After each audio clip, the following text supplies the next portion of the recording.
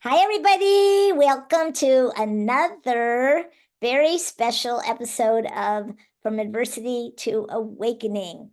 I have with me today another very special guest, Claudia Suen, who has been my friend for probably 40 years. I think 40 years now. Yeah. Yeah.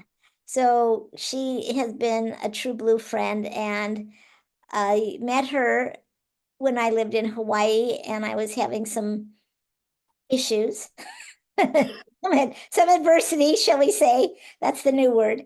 And I found out that she was a Hakomi therapist. So Hakomi means it's a Hopi Indian word that means who am I?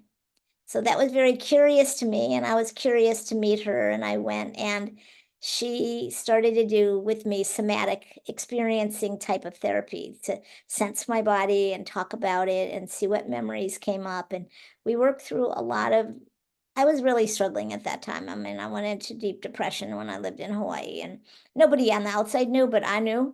And I mean, it's part of me knew. I didn't really admit it, I guess. So one time, this is when the seal the deal moment for me with Claudia. We were in a session, and she touched my toe with her finger, and she said, "I'll always be here for you." And those were the truest words ever. She has always, in 40 years, she has been there for me every moment that I've needed her, and has been compassionate and resourceful and supportive and an amazing, helpful friend. And I'm here to share her beauty with you. She's had a lot of adversity in her life, and I'm gonna let her tell her story. So I'm gonna tell you a little bit about her. Well, anyway, hi Claudia. Everybody say hi, Claudia.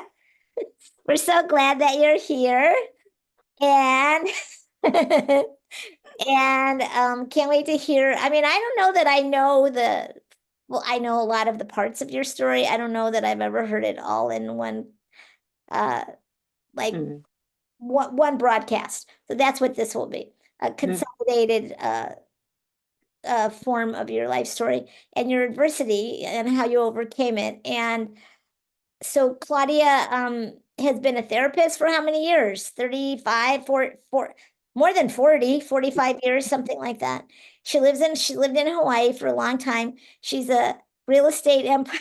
She has a real estate empire. That's the Chinese part. She's been very good at creating spaces for people to live to supplement her income. She's really smart that way. And they live on water catchment. They live in the country.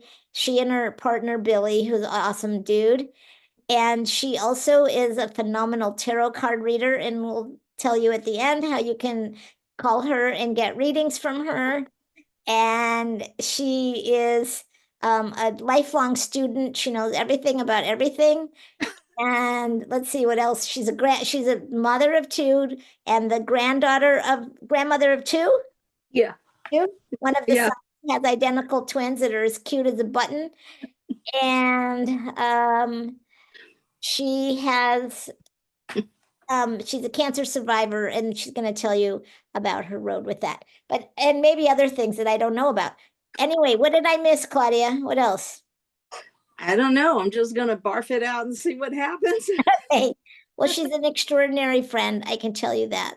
I would put that at the top of her itinerary of amazing accomplishments. So thank you, Claudia, for being you. Thank you for being my friend over these years. And I'll have to say, Claudia and I are sort of cut from the same cloth. We are both very curious about consciousness, the development of personal and spiritual transformation. We've both had a lot of adversity. We've worked our process, and because of her, I became a Hakomi therapist. And one of my really close friends I sent to Claudia uh, for a session, and he not only became a Hakomi therapist from one session with her, but he went on to become a trainer of Hakomi and now teaches somatic experiencing all over the world. So, yay, Kate Cooney Minton, we love you. You're awesome too. Okay, so why don't you tell us a little bit about your greatest adversity or adversities, and then we'll, go through and see how you did with all that. Okay. Yeah, I had to really think about, I couldn't think of any one thing that was happening for me to help me to transition into not being a victim anymore. But in terms of just my story, right? I mean, basically born into an abusive environment, In a what? abusive environment. Um, and very narcissistic father and mother, very abandoning.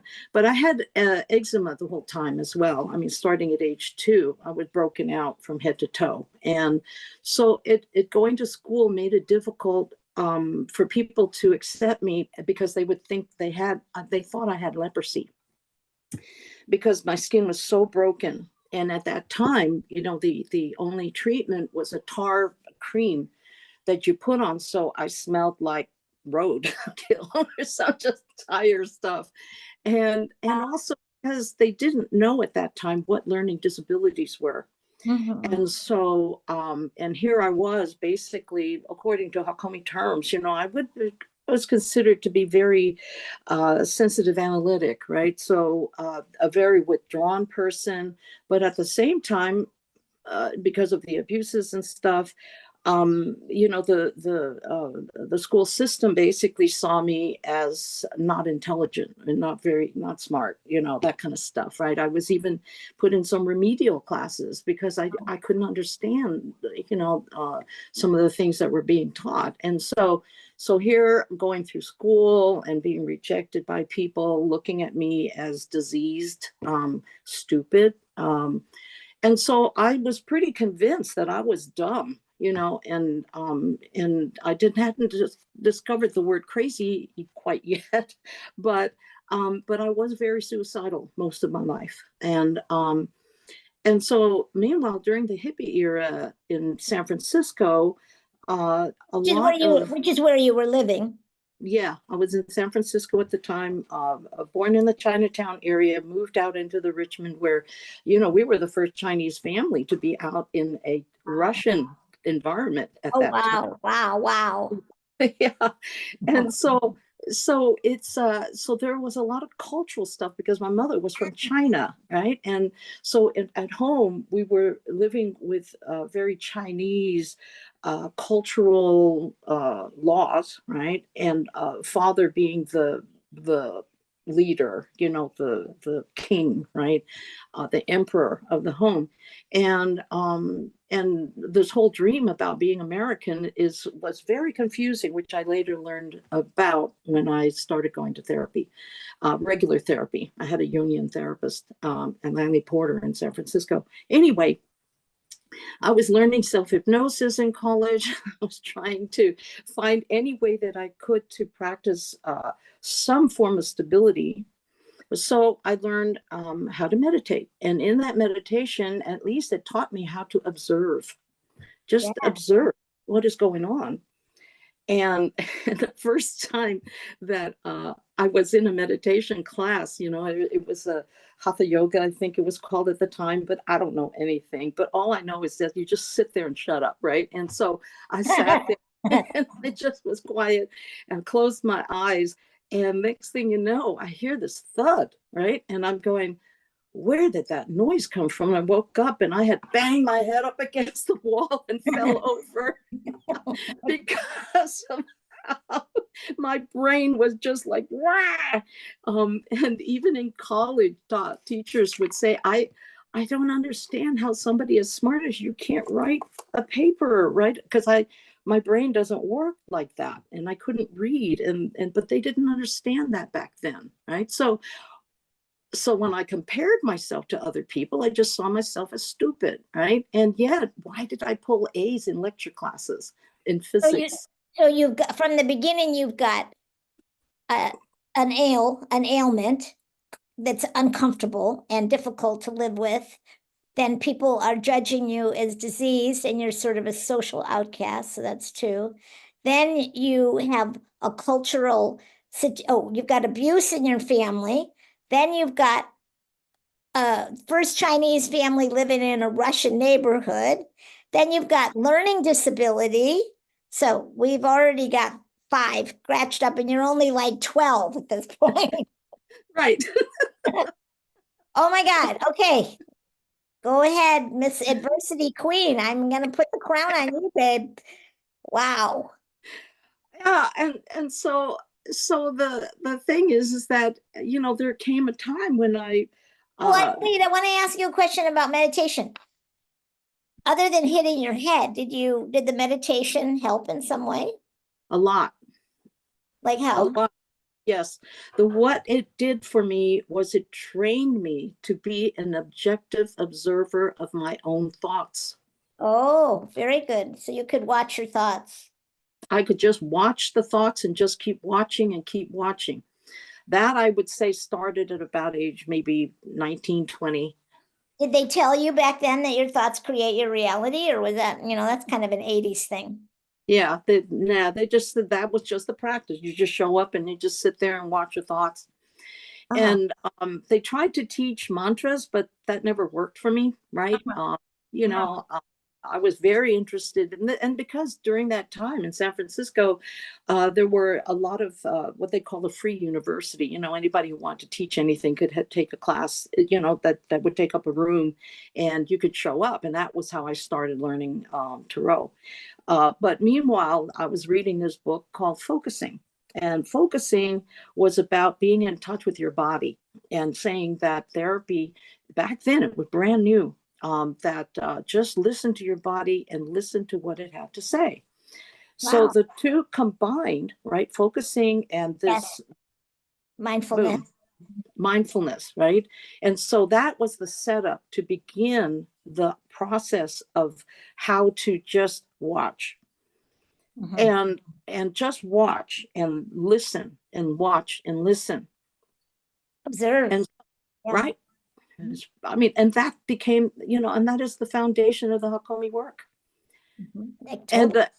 totally right. And the thing is that because of the goofiness that I grew up with, by the time that I was like 23 or something, I had it totally planned out. On how I was going to end my life. I had it totally figured out. I was doing the whole Hemlock Society stuff, and things like that. And so then that's when I said to myself, okay, I'm going to go to Langley Porter, which is UC Med in San Francisco, and go into their psych program, because either they're going to help me or I'm going to end it, right? Because at that time, the typical thought, if there is such a thing as a God, why would God let any of this shit happen, right? And so, To me, it was, me.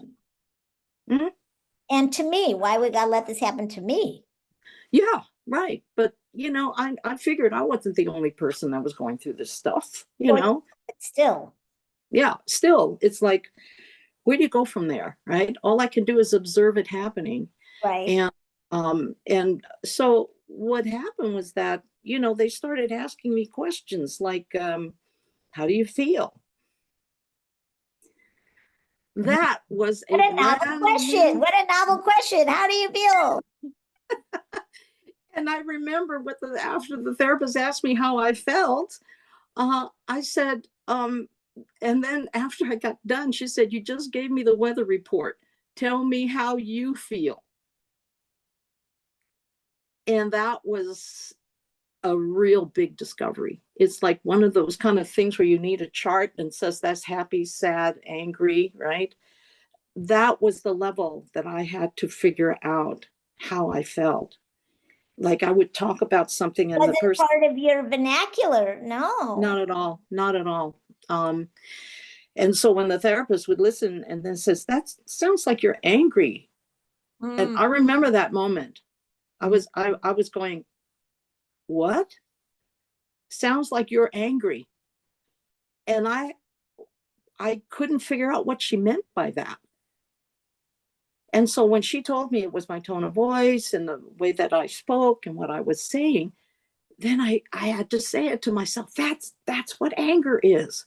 Let's have a little break. I wanted to share with you about an incredible stress busting tool that I created called Tap for Joy. And it incorporates acupressure tapping, you may have heard of it, NLP, neuro linguistic programming, hypnosis, and somatic awareness into this mighty mouse of an app that can reduce stress and increase happiness. Check it out at Tap for Joy in the Apple Store, Tap for Joy, or an explainer video at tapforjoyapp.com. It will help you to come to center, reduce stress, have a better mood, be more amicable, boost your immune system, deal with past trauma, all kinds of things. There's also an upgrade you can get with lots of cool features. So check out Tap for Joy and tap your way to joy today.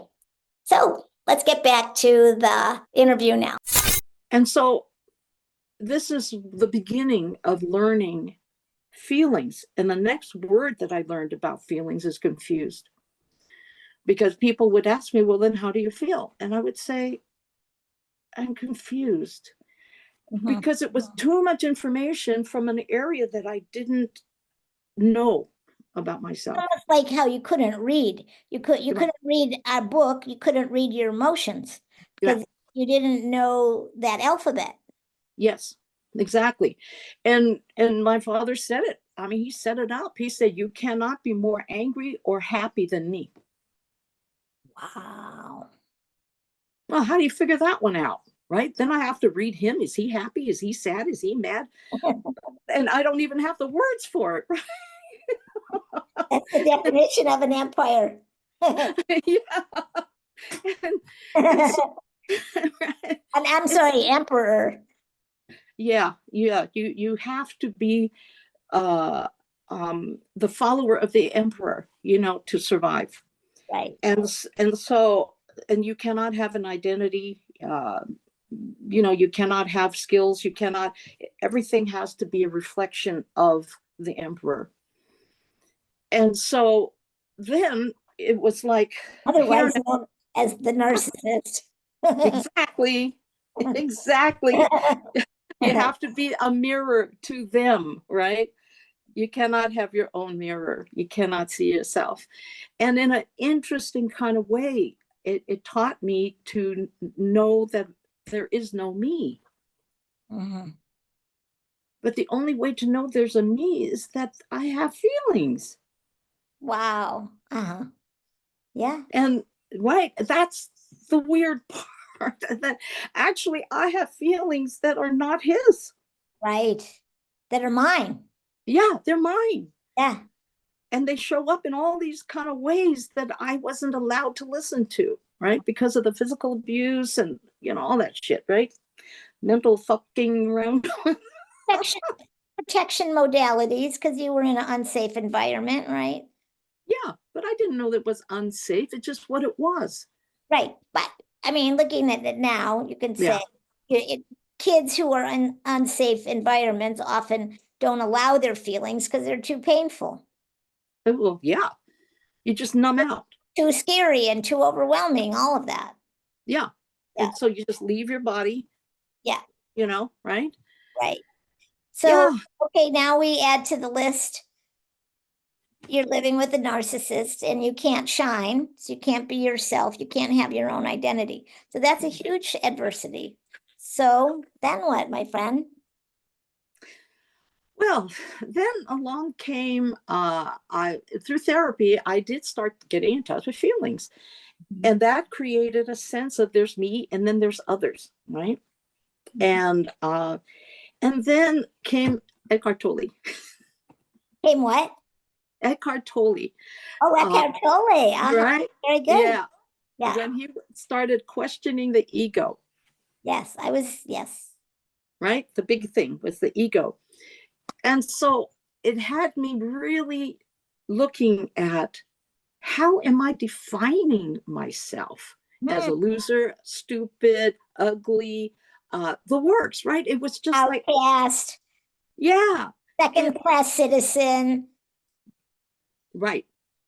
You don't fit in, just, and just, nothing that's nurturing to the human soul. Not at all. because that was all I ever heard and experienced. Right. Yeah. You know, the people didn't understand a lot of this kind of stuff before, right? Right. And so then I started questioning, well, then if I'm not angry, I'm not pissed, I'm not hurt, I'm not stupid, I'm not any of the things that I had heard all my life, ugly, thick, whatever, then who am I? Right? The Hakomi word, right? Who am I? What am I? And that, I think, has been the biggest thing that has saved me. Beautiful. So how did it, so that's sort of a, I mean, you could call that a spiritual awakening, to recognize that there is some sort of self that is beyond all of these ideas and notions and conditioned experience, conditioned mindset, that there's something beyond all of that. So this is a beautiful thing. So starting to feel your feelings and be mindful of your thoughts open the door, and also having some support from outside, someone to help you to discover and really uncover the part of you that was beneath all of this dirt that had been thrown on you, right? And then you're at the question, well, I exist. Who am I? Yeah. I mean, the I exist part is pretty amazing too. So you had a spiritual awakening. Yeah. So then tell us what happened. So, with having gone through the Hakomi training, which trains you to be mindful of everything that is going on, right? Yes. And then, Could you pause for 1 second? yeah. Okay. So Yeah. then, Okay. So with some of this foundation, right? It's just the foundation. It's the first bricks, right? In the foundation of my new life, basically. Um, so then I had gotten divorced, and now I became a single mom. And my mother was going through, 2 kids, right? yeah, 2 kids. They were still in grammar school. And and then and my mother was going through cancer at the time, cancer therapy at the time. And then I was diagnosed with cancer. So that was the first cancer out of 4. And 4. 1, 2, 3, 4. yeah, cervical, breast, lymphoma, and schwannoma. But the schwannoma one is nothing. Anyway, so When you get to number 4, hey, I mean, oh fuck, man, I'm still here. I guess I must. It's like the oncologist would say. It says most people don't survive one of these, right? And so, so exactly. he said, "You must have a See, purpose." I you said, guys, I told you she was so amazing. "Well, I mean, the thing is what do you identify with, right?" So the big thing is what you identify with, and then what you learn to not identify with. So here I am right now, I'm a single mom, right? And dealing with cancer, and watching my mother go through hell, because back then it was, we're talking almost 40 years ago. Chemo back then was much more rough than they are now. And it was like, well, mom, I'm going to meet you there, or you're going to meet me there. But I had to really take a look at this thing called being a mother. I'm not going to get to raise them. I'm not going to live long enough to watch them grow up, get married, graduate from high school, whatever. Okay. I really was prepared to die. Well, you were getting your wish. Well, it's like, what is it? Who are you? Right? Am Right. I a mother, or who is this? Right? And to let go of the idea that I wouldn't be able to watch my children grow, to that I put all of my whatever there was of me to help them thrive, and I wouldn't be there for them. That was my state of mind back then, because I had to prepare to not exist. And so the idea of not existing then comes back to the question of, well, then who am I, and why am I even here, if it's going to be over with just like that? Well, I survived. Then, then it was like, oh, it's like beginning again. Did you get an answer to the question? I mean, it's a very profound question. I mean, my mind goes to how the heck does somebody who's dealing with all this adversity even have a thought like that? Like, if I exist, why is it only lasting this long? I mean, that's a very profound and deep and mature kind of thought. Philosopher's thought. Well, the first thought was to embrace not knowing. Uh-huh. Yeah. Okay. I think it's the biggest part, because when you're not knowing, you're not then living for the future. Right. Okay, you can be present. You took the question and then somehow out of that grew the acceptance of I have to live in not knowing whether I'll be here or not for me to be present. Because And otherwise I'm just preparing for something that I don't even know if it's coming. yeah, well, yeah, because I don't, right? All I know is there's Very, now, yeah, right? That's it. uh-huh. Only now, right? Mhm. And the thing is that when I do readings, we're reading for now, right? We're reading now, but I can read into the future, and I can read in the past, and I can read for dead people, and for people I've never met, and for people they are barely meeting or haven't met yet. Or so then the question of now becomes, there is no past, present, not present, but no past or future. Everything is now. Right. So there's like how I would say it is there's no boundaries on the present moment. Right. Mhm. Beautiful. Well, that's a very exalted state of awakening, my friend. Okay, so we've awakened to that whole thing that the now is all that exists. So then what happened? Well, then, of course, the kids are growing up, and my ex kidnapped the kids. That was a whole other bullshit. But but I had the because that's just life. That's just living, story, right? You got kidnapped? My kids were by their hot father. Oh, your kids got kidnapped. Oh, Yeah, God. yeah. He Right. took them, and I didn't. It was crazy. But then then it was like the next thing I mean, now the kids are gone, and I have to create. Where's the love gonna go, right? And then I ended up with breast cancer. Wow. And so that's when I ended up going to, they just started the sentinel node procedure. And That's meaning when they I kept, knew you. That's when I knew you. Because you were going through that when I met you. yeah. So And they tested your nodes, were you saying? yes, they had to go to San Francisco for that. And my brother was there. My younger brother was there, gave me a room, and I was going to the UC Medical Center, where I wanted to go to the woman who invented the sentinel node procedure, which is, instead of just taking away all of your lymph nodes in the area where there's the cancer, they send a dye in there so that they only find the lymph nodes that are involved and only take those out.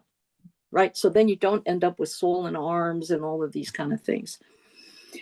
And going through that, right, and then having the surgery, so I don't have my hair and I don't have any breasts, right?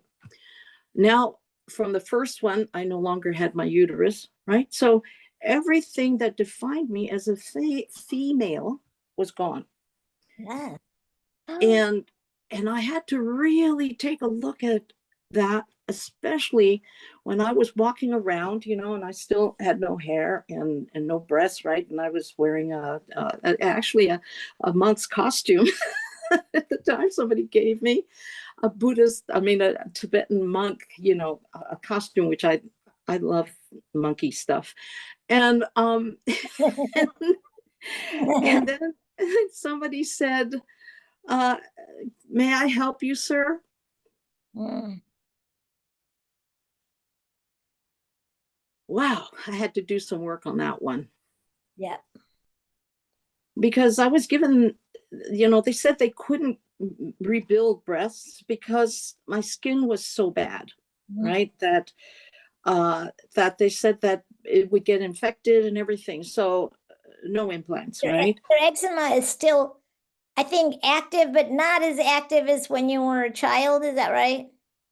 It comes and goes depending on the weather and what I eat and the stress in my life. And so Still now?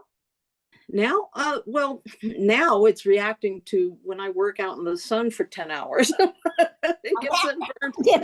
Anybody, anybody had disease.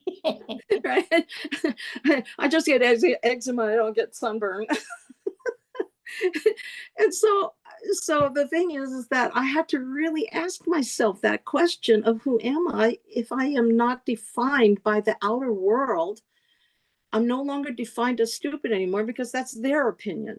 Okay, I'm not, that's their opinion. That is that I don't have to take theirs on, just like I didn't have to take my father's on or anybody else, right? How do I feel about me? And so, yeah, if I fuck up, then I fucked up. We all fuck up, right? But the thing is, that's mine. So, yeah, that's me, right? And I can own it and laugh about it and stuff. But to be identified now as a man, right? It was interesting because I had to really find myself beyond my sexuality. Well, you're given identity. Yeah, because they wanted to, oh, you want to wear shirts with these pillows put in there to make you look like a woman.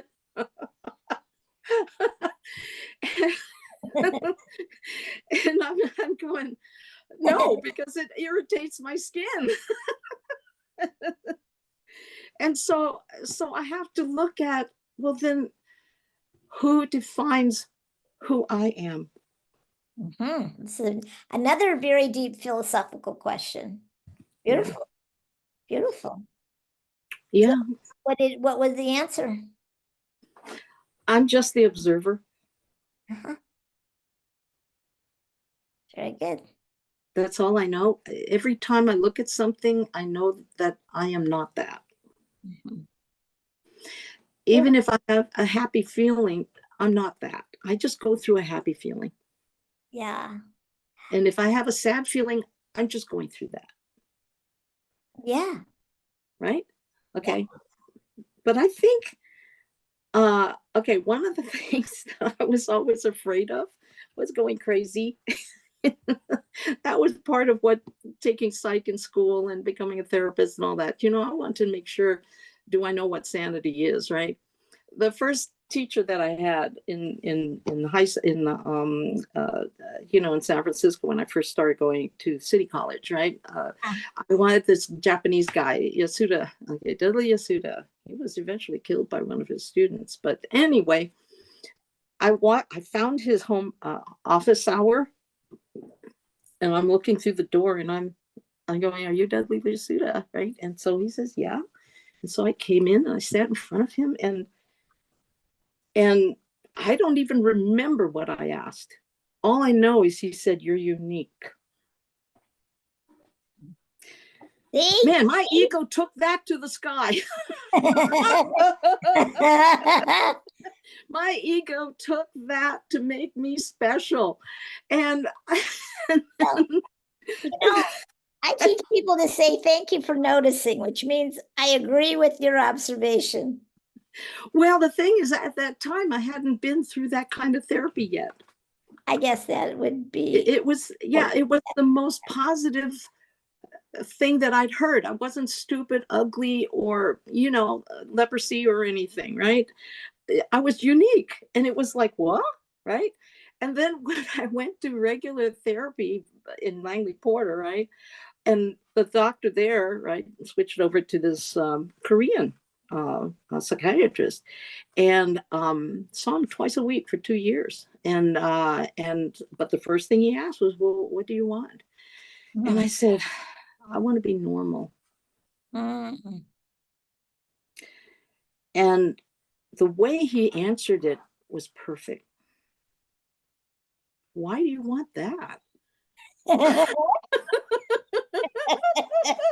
Oh my gosh. How great is that, right? It Yeah, was perfect. And that's great. so I don't. so my uniqueness is just because I'm me. There isn't another me. And that just like there isn't another cell in my body that is the one next to it, right? I mean, that, you And know, you had somebody giving you permission to be unique. yes. And that's what I had to learn to appreciate. Yeah. Yeah. That being unique does not mean you're different Or bad. or stupid, or it's just Yeah. you're Yeah. just you. Exactly. And yeah. Okay, So, we have to pause again because my computer's about to run out. I got to get my cord. So hold on. So you had somebody who gave you permission to be yourself, and you realized that unique was a good thing for once. So then what happened? and I didn't have to be normal. Yeah, exactly. Okay, Awesome. that's a biggie, right? Yes. That really set the question, what is normal? And so, and I think that we live in an amazing time where there are so many good teachers around. Yeah. So, oh my God, so many good teachers, so many good words. One of the statements that Castaneda, Don Juan said to him, because he was going, my followers are saying, that I shouldn't be writing all of this stuff down, right? And that people used to have to earn this kind of knowledge to be with you, and what Don Juan said was that, if you go and you give somebody who doesn't have any personal power, you can give him a whole encyclopedia of knowledge and they will do nothing with it. Whereas if a person has personal power, you give them one word and they will change their life. Hey, let's have a little break. And I wanted to share with you about one of my superpowers, which is helping people get through really tough stresses, difficulties, issues, and even trauma or traumas. Lots of people have worked with other people and said, I couldn't break through, but with you, I could. And not only do I help you get to breakthrough, but also help you to pull back the layers of stress, melt the ice of frozen energy inside of you, and give you access to the beautiful ocean of creative intelligence that's inside of you and all its qualities like strength, courage, wisdom, joy, laughter, and compassion, etc. So chatwithpeggy.us is my scheduling, and sign up for a discovery call. You can work with me one-on-one on phone, Zoom, in person over time, or come to my hometown for a weekend intensive. I look forward to working with you that way if your heart is so drawn. And so that's why we got to take it on. And yeah, I want to make it happen. And so this is where it's like, yeah, I want to see where I can take this life. And so what do you want? Right. And I heard this thing called the oneness principle. And I heard that there was a thing that the Sufis did where they say that that everything is God. And that there was a dance that I went to where they went, I am God, you are God. And then they rotate, and I am God, you are God. And I started doing this as my mantra. I was going, when I am God and the tree is God and everything is God. And then at night I program for my mantra at night, right? Before I fall asleep, right? I mean, when I do remember, but anyway, I want enlightenment, but I wanted fun and easy. And so I want it to come with ease, I right? wanted fun. I Fun wanted and easy. enlightenment to be Oh, fun and fun easy. Very and easy. beautiful. Yeah. Right? Because I heard too many people say, oh, I had a Kundalini thing and I was out of work and I suffered and all that. Fuck that. I don't want that. I want it to be fun and easy, right? Yeah. And and and I have a relationship with the cosmic creator.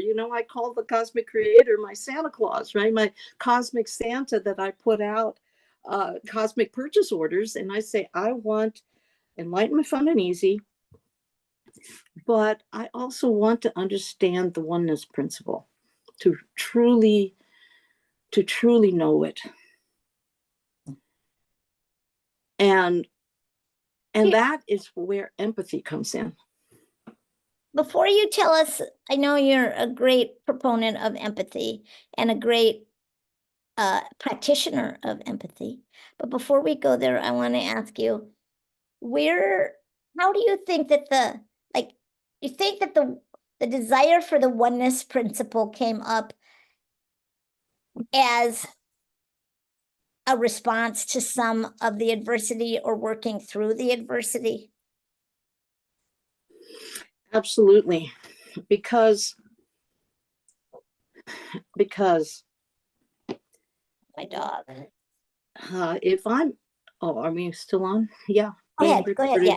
Yeah. Um, because of all of the adversity, there was so much fear and so much hatred and so much anger. And in the oneness principle, to go into love and all that kind of stuff, it was too different, right? It was like going into a place of denial when I want to be awake, right? If I want to be awake, I can't be in denial, which means I have to own all of it, right? And it's stimulation, right? So how do I then own? What do you mean by own all of it? What's the it? The it is people being abusive, judgmental, blind, the works. And the thing is that how can I become one with that? Right? That's why I'm always studying serial killers. And because I want to know it. I want to understand it from a non-judgmental point of view. And I notice that the only time that I can truly forgive is when I really understand them from where they're coming from, because now I've become one with them. This is the essence of empathy. And that's when, I was talking to Hako, right, the leader of Hakomi, and I was saying empathy, I've been looking at the brain function of psychopaths and things like that, right? Because certain parts of the brain are not active. I have to put myself in that shoe, like to be blind, like colorblind, you can't see the colors. Well, they can't have empathy. The reason they can't is because those parts of the brain don't light up. It's a disability. And so I try to put myself in that space, and I'm going, oh man, no wonder they do what they do. No wonder they can't feel, right? And so I said, because to be able to feel, to have empathy, is to be able to tolerate emotional pain. Exactly. Yes.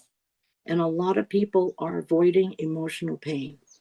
Well, it's a cultural trend, a cultural, the culture distracts us from feelings, doesn't promote feelings, doesn't ask you what are you feeling, et cetera, et cetera. So that's so beautiful that your adversity helped you to have the desire to experience, to want to understand other people so that, so you could really gain acceptance, it sounds like. And in gaining acceptance of them, it sounds like you continually to gain acceptance of yourself. And also know the difference, right? Between me and them, right? Yes. Yes. Yes. Okay, so let's talk about, you were going to say something about, was that what you wanted to say about empathy? Yep. Okay, so I'm still curious about the oneness wish. So where did that take you? Oh, now that's where the fun part comes. Yeah, I know. Okay. Okay. Me too. I know, because for me too. Yeah. Okay. So I started microdosing with psilocybin. Oh, that fun. Easy. Okay. Okay, but wait, I want to also say before we go to fun and easy, is that what I know about you is that you have done years and years and decades of emotional processing, of learning to not only feel your own feelings, but as you're saying, you study what it is going on with other people that are having disabilities, like they can't have empathy, they can't have compassion, they can't understand that what they do, how they impact another also impacts themselves. They have they're clueless about all that. So the fact that you've been step by step, it's not like you just went from, okay, I'm having these issues, now I'm going to microdose. But you went through years of not only feeling your feelings and gaining greater understanding, but also having these awakenings and these questions come that guided you to more and more of curiosity about the nature of who you are, the nature of oneness, the nature of life, and nature of why you're here. So what happened with the microdosing? I really want to hear about this. Okay. I haven't Well, been so up on this chapter of your life. So yeah, we're up to now. Okay, the thing about having gone through all that history gave me a lot of practice. yeah. Okay, it's the practice of being the observer, and it's a practice of knowing how not to have to be the judger or even the believer, right? It's just being all of understanding all of those parts, how old they are, where did they come from, blah, blah, blah. Okay. Then comes along, well, I'm going, well, okay, I want to so I said, you know, the universe is very responsive to what you really, really want. So, except when I was so angry and hateful, it didn't give me that, which is wonderful. God is love. Anyway, and so I want wisdom, but I also wanted to understand this thing called oneness. And That is because wisdom. yeah, well, oneness is to combine all that is, right, into a non-judgmental present state, right? And so I do the microdosing, you know, like 2 days on, 2 days off, you know, that kind of thing. Give it a break, you know, right? The statement version of it. And so then I was looking forward to my depression, right? Because I knew if I get in touch with a feeling, you see, it doesn't make me always make me happy. It makes me present, makes me see things and feel things and sense things that are kind of a little more interdimensional, right? Yeah.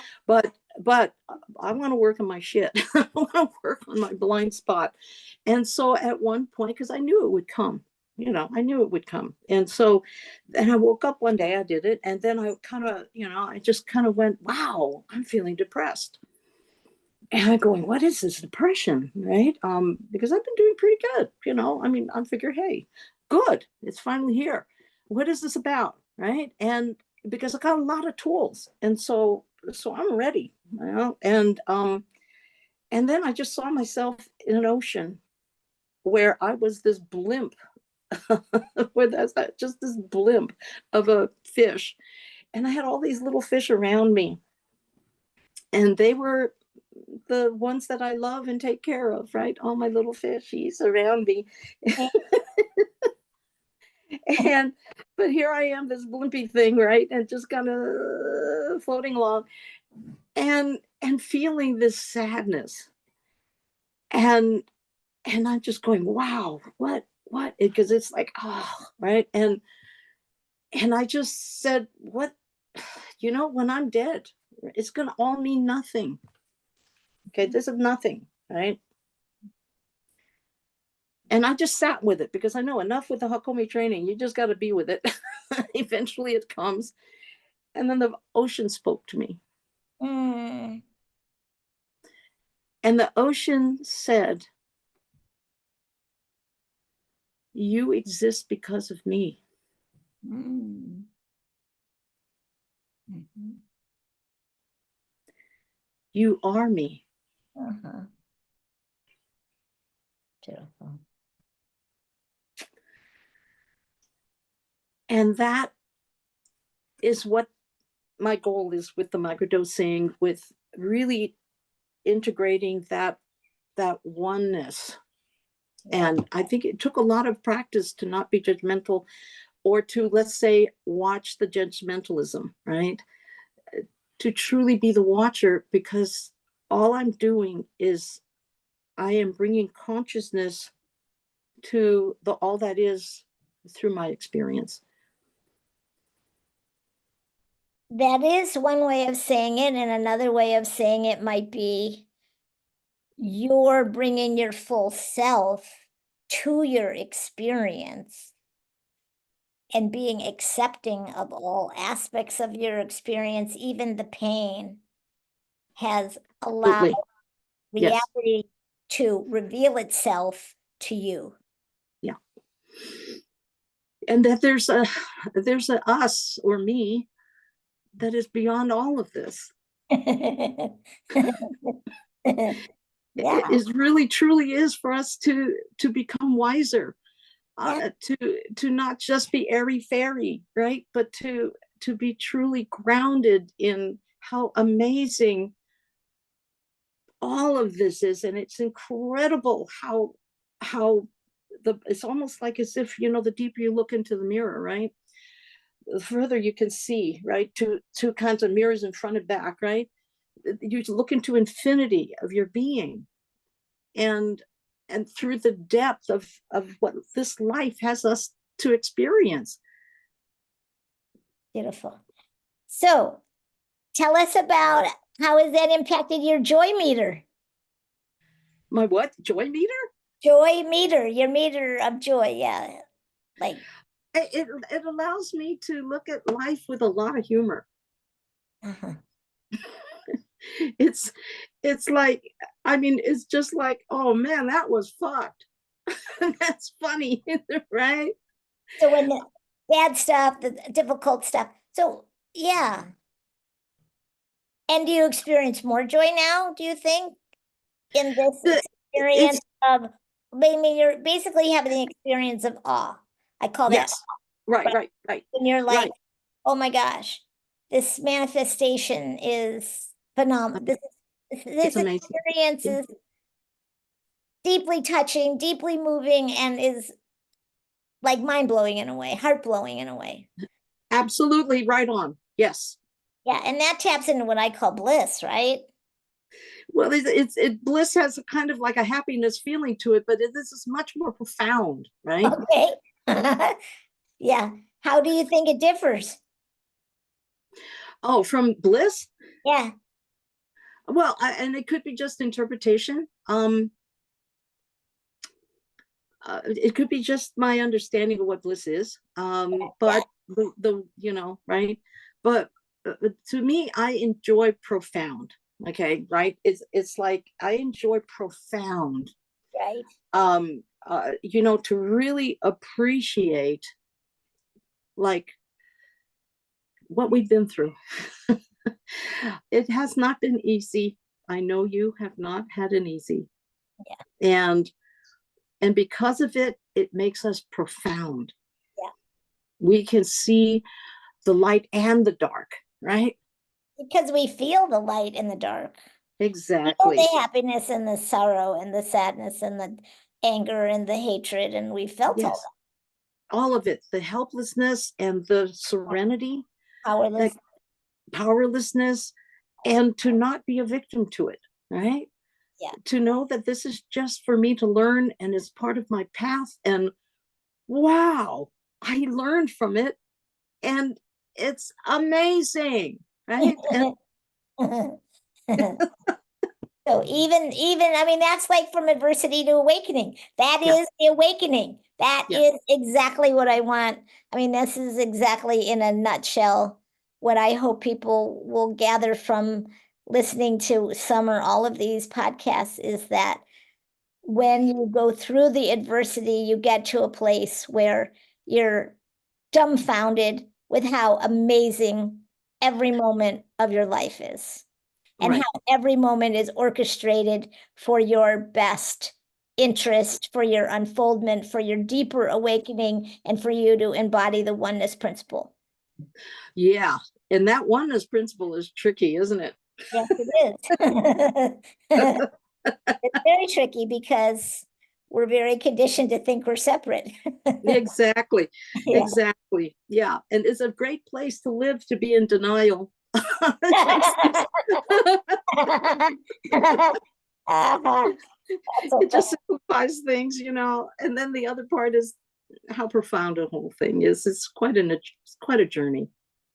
Well, Claudia, only because of time am I going to wrap this up, but it has been a just delight to hear you as such a sage of wisdom, of insight, of philosophy, of awakening, etc., etc.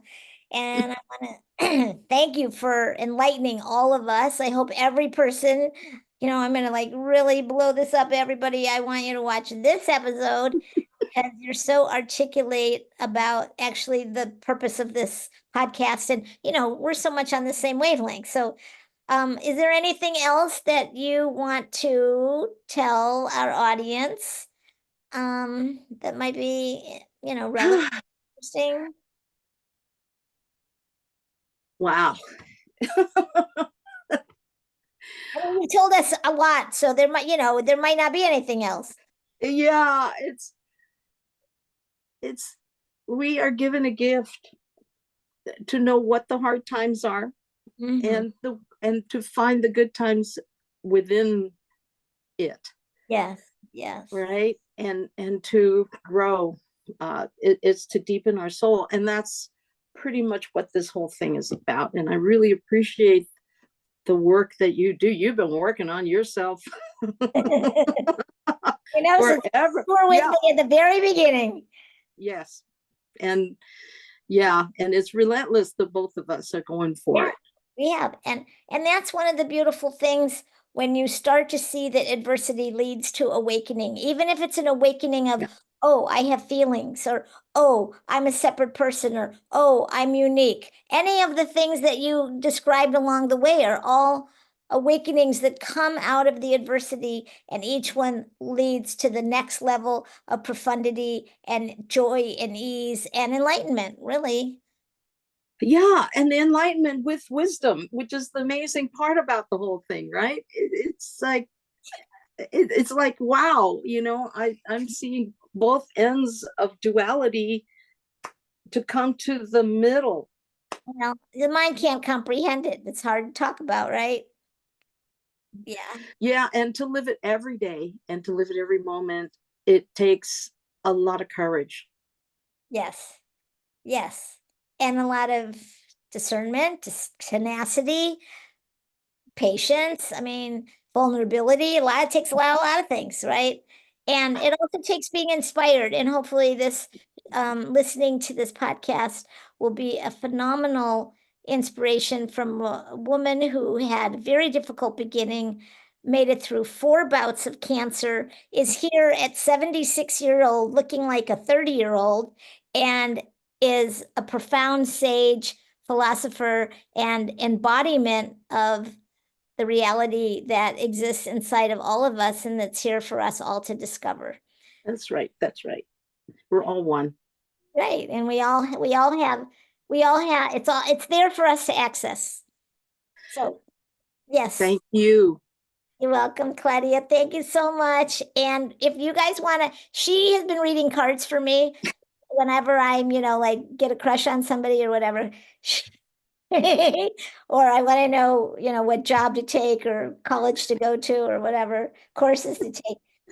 Claudia, tell us how our listeners can and watchers can get a hold of you. Oh gosh. Okay. I know her phone number by heart because she hasn't changed it since 1986. Yeah, no, I haven't. It's still the same phone number.